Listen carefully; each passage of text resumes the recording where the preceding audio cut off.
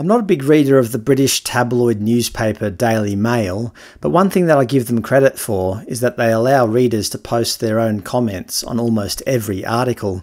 Other big media outlets often don't allow it, for example the ABC, although I do remember a time when they did have comments open on some articles. But obviously people like commenting. It makes them feel like they can express their views. On the Daily Mail, you can comment on things like Magda Szubanski's old sketches where she performed in blackface. You can comment on more serious things like a Turkish husband pushing his wife over a cliff for the insurance payout. You can even comment on Kanye West's admiration for Adolf Hitler. But one thing I've found, the comments are often turned off where Aboriginal people are involved. Okay, so this is a terrible story about an Australian Aboriginal boy who was killed, so it could be that the comments have been turned off not because it involves Aboriginal people, but due to the seriousness of the crime, which involved children. However, it didn't take me long to find other similar articles where children were involved, but where comments were allowed.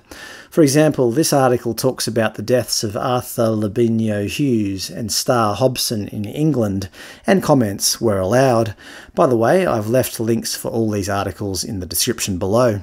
Here's another article on the Daily Mail about 2 children in Australia who died from criminal neglect this year, and comments are turned on.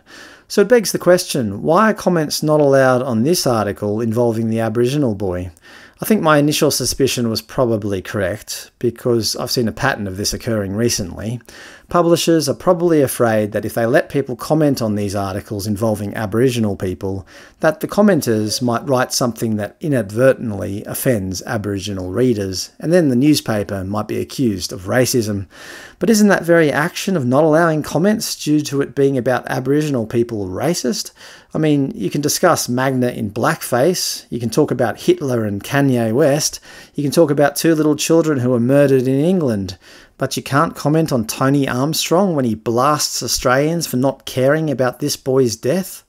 Look, I don't know what the real reason is, but it certainly seems like the Daily Mail doesn't want people to comment on this article due to it involving Aboriginal people. Perhaps they're worried it will turn racist very quickly. Am I wrong?